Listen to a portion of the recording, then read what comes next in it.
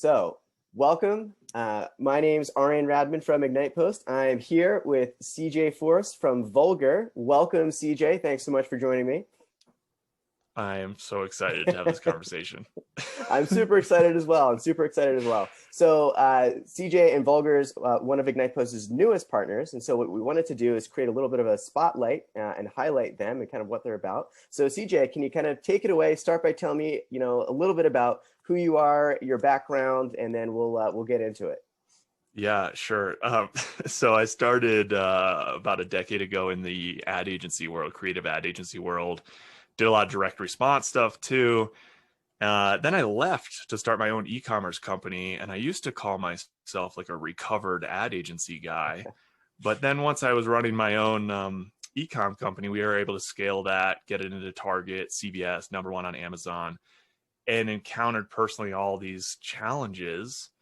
And I saw there's an opportunity. We had solved a lot of those challenges for like an emerging brand trying to scale with a super lean team. Yep. And I'm like, there's a huge opportunity here, but not even an opportunity.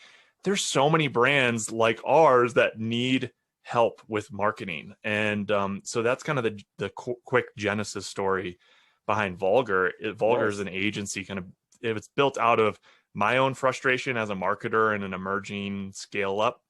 And really the pain point that we were solving is as a small startup scale up, yep, you're really stuck between a rock and a hard place. And the two ends of that spectrum are one, once you get to a certain level, you need so much stuff. And I'm not talking about like ads. Like, yes, you need ads. We were talking to a lot of agencies too that were servicing this small startup scale up space. Yep. And all they wanted to talk about was, okay, we can do your Facebook ads, we can do your Google ads, and we do a little bit of ad creative. But then, we'd hire them and the ad creative would be atrocious. It wasn't anything that we were proud of.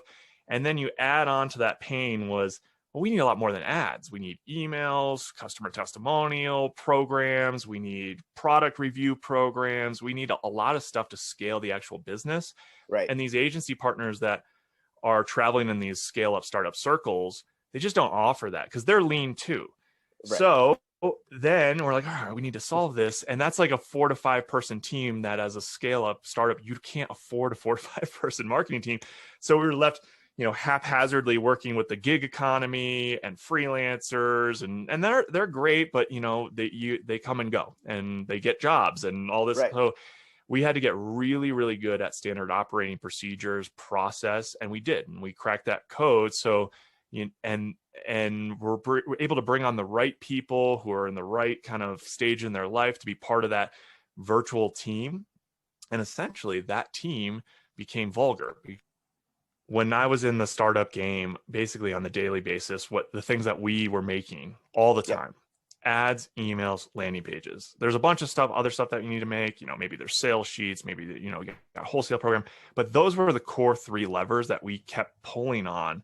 And so we were able to get really good at creating the process for that, the teams, the standard operating procedures, and get really efficient at making stuff that not only worked, but looked good. And that was something that was other big frustration of ours of, we could find people that could make an email, but it would look like crap. Right. And when you're trying to build a brand, especially in the consumer goods space, you need everything to look great because otherwise and those first impressions are super important, right? It's huge. Yeah. First impressions, huge. Second impressions. I think we're going to talk about that. Yeah. But here's something that I was told or taught a long time ago in my ad agency background. It's from the hospitality space. It's the phrase, everything communicates. So in hospitality, if you're in the hotel lobby and you see that the windows are dirty, what does that tell you about the cleanliness of the rooms? Right. If consumer goods, what does the look and feel of your emails, every touch point, your product packaging, everything? It doesn't have to be premium, but it should be thoughtful. Right. And like, we want to strive to make every touch point, this is literally in our creative briefs. Make people think, that's clever. That's what we want to do. Like, they really thought of that. And so that's one of the kind of the core pieces of Vulgar's DNA too, because that we saw so much success back in our own e-commerce days. Nice. And so I was really excited too to kind of dig in a little bit. I know when we were talking a little bit before, you talked about all these kind of shortcomings that you experienced firsthand, and then you were talking to me a little about how you've positioned and kind of set up Vulgar specifically to kind of address those. And you kind of had this almost kind of like a menu, and people could kind of like pick and choose like different services that kind of like suited them on a regular basis. I would love for you to maybe like dive in and talk a little bit about that, because I think that's super unique. It's a really interesting way to approach things, and it kind of addresses the whole, you know, as a business, you have to be able to kind of switch and be nimble and pivot based on what your needs are. Because you're stealing my thunder. Go for it. I would love to dive in. So the problem, right? So you have, when you talk to most agencies that are traveling in the e-commerce scale up startup circles, they're offering ads and media. You need a lot more to actually build up a brand, but you know, you're not.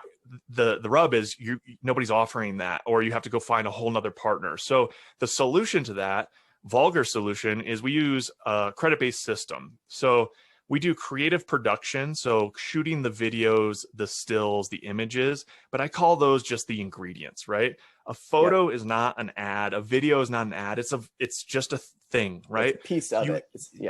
Right. So there's a process to take that and distill it, transform it, pick your buzzword, into a marketing asset, which is an email, an ad, a landing page, an Amazon listing, whatever. And so we use a credit-based system where you can say, for example, 3 credits is an email, 1 credit is an ad, 9 credits is a landing page.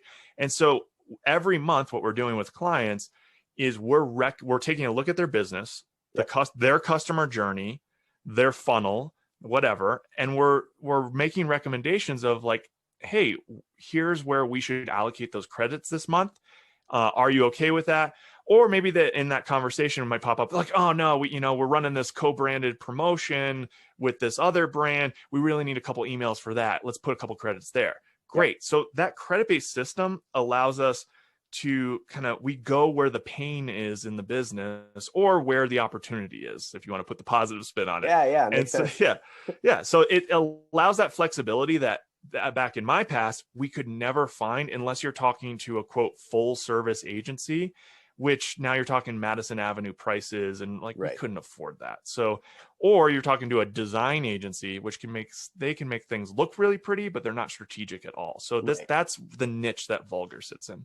Nice. I love it. I love it. And that's actually a really good kind of transition to my next question, which is, all right, so who's the best, most ideal customer or client for you? You know, if describe like what that looks like. I'm sure, you have some idea from your background, because this is built very specifically for a specific type of owner or shop. But who's your ideal customer? Got the wheels turning. I think the ideal customer is a company that largely looked like we did. So I'm just going to describe what we looked like at the time. Yeah. We had I would say a 2.5, 3 person marketing team at the time. So it's me kind of running strategy. I'm kind of like a hack creative director designer. We had a graphic designer, copywriter, and then for like specialized stuff, we have gig economy people, animators or editors and things like that.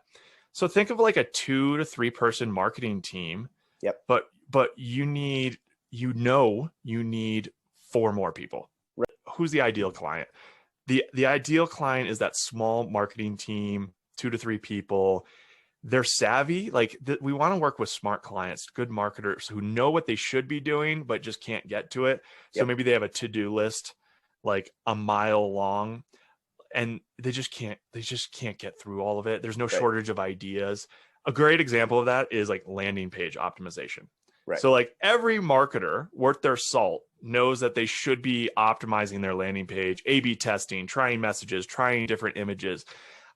I'm guilty of it back in the past. Like you just don't, for whatever reason, it's so illogical because it's where you can get the biggest swings in performance by if you get 1%. If you squeeze 1% out of a landing page, that's big dollars. But for whatever reason, nobody does it. Right. And so that's the type of stuff that we're set up. It's kind of like how I explain it to some clients is I want to take all those headaches and those pains that like those chores that you want to do, and we want to just take care of that for you so that the client can focus on the cool stuff, the big, $100,000 questions, like answering those. And then we can be the partner to help make it happen, the execution partner. Oh, we should, what's the big idea? We should partner with this brand and we should run this program and we'll have this live event. Cool. Right. Let's use those credits to build out that program. What does it look like? Oh, we need a landing page, some emails, we need some ads to promote it, we need some Instagram stories, like that's, and then we're not hamstrung. And I'm not even talking about the wholesale distribution. That's a whole other game. Like a whole other animal. Yeah. Nice. I love it. Well, awesome. Well, thanks so much for chatting today. If folks are interested and they want to reach out to you, what is the best way to reach out and get in touch? I would say the best way, go to our website, hellovulgar.com. I would go to the resources section too, that we got some cool free ebooks there. There's one in particular that's like my favorite. It's over 300 different e-commerce tools. So digital tools. I saw that. I downloaded it. It's awesome.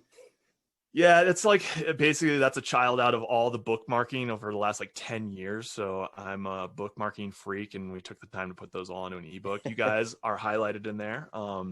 So yeah, it's all these tools that it's kind of like, if you can think of a challenge or a problem, I assure you there is a digital tool out there for it. So, and it'd probably be in that ebook. Nice. I believe it. I believe it. Well, awesome. This has been great. Thanks so much for chatting. We're excited to share your story with the world. I'm sure everybody will be interested. But I really appreciate it. Thanks for taking the time. No problem. Thanks for having me.